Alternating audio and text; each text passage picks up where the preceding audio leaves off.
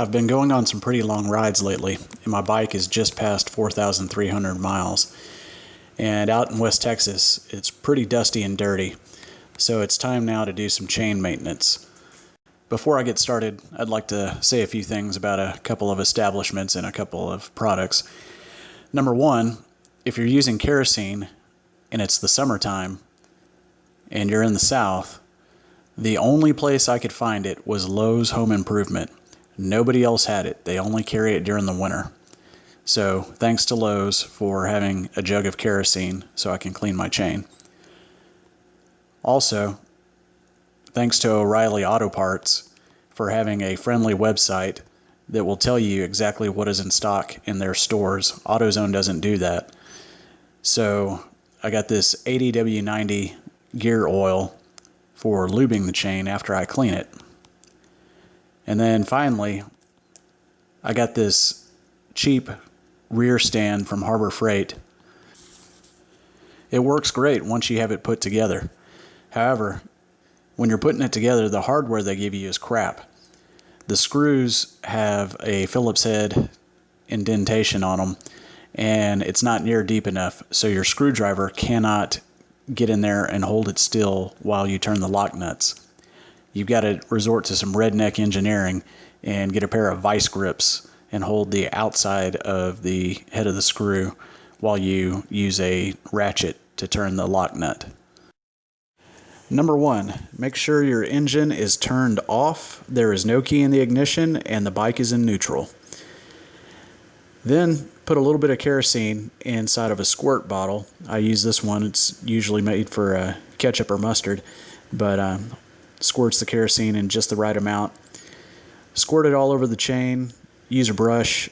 Scrub it top, bottom, outside, inside, and then move your wheel forward just a little bit by hand, and do that until you've got the entire chain clean.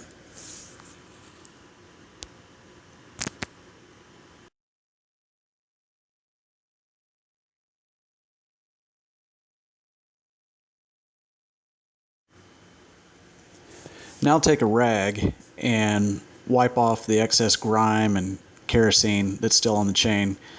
You don't want to have any solvent on there. You want to get it pretty dry and get all the gunk and grit and grime off.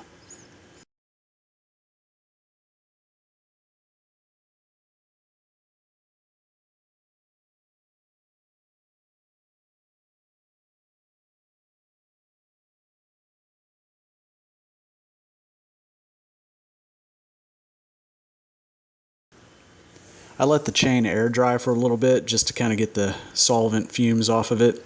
And then I got this Castrol 80W90 gear oil, and it has this nice little spout at the top that you can cut as small as you like so that you can just squirt out just a little bit at a time and work it onto the chain. I'm just going to go ahead and use my bare hand and get it all over. Top, bottom, inside, outside. Get it nice and lubed up.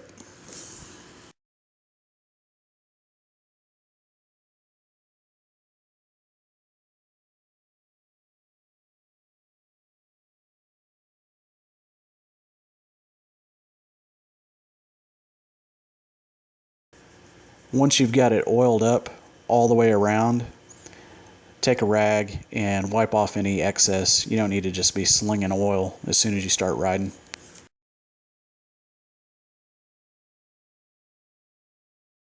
The label on the swing arm says to put your bike on the side stand and check it in the middle of the chain. And in the US, you're looking for 1 inch to 1.4 inches of deviation between the top and the bottom when you put pressure on it. Yikes, it looks like I have about 2 inches of travel in mine.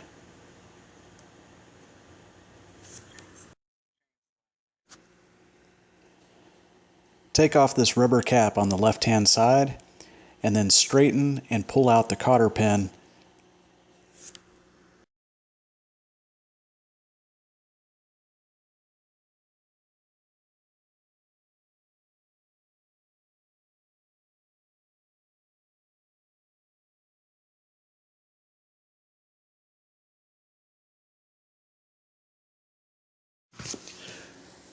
While the bike is still on the ground, loosen the axle nut.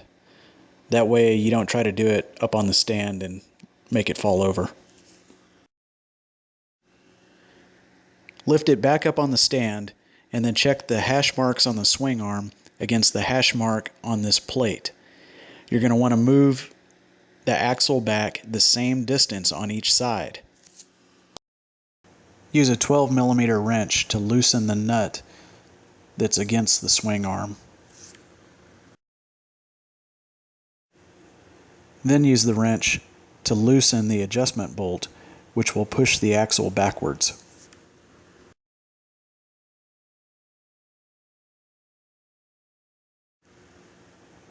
Move the axle back the same distance on the other side as well.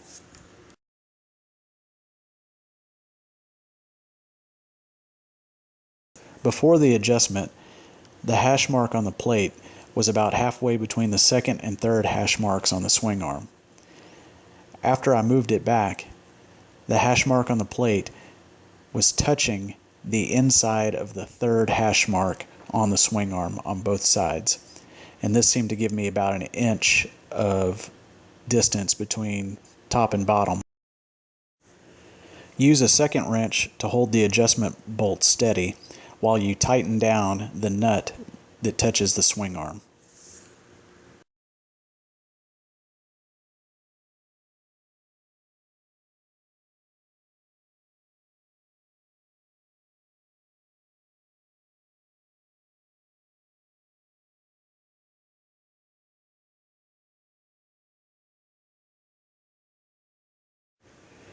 After you check the hash marks on both sides to make sure they're the same, get up and go to the back of the bike and do a visual inspection to make sure that the wheel is not canted to one side or the other. Look at the frame of the bike, look at the tank, look at the side walls of the wheel, look at everything and make sure that that wheel is parallel to the bike itself and not canted to one side or the other. Look at the sprocket and the chain. Look at the top of the chain, the bottom of the chain. Make sure everything looks like it's in line and nothing is kinked to the side. Before you lower the bike back down, go ahead and tighten up the axle nut. That way when it sits down on the ground, the wheel doesn't shift and cant to one side or the other.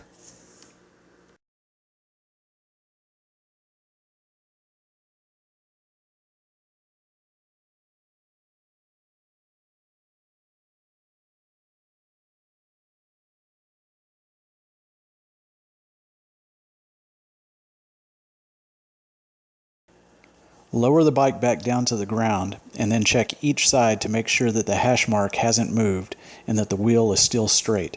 Check it from the rear again to make sure that the wheel has not canted to either the right or the left.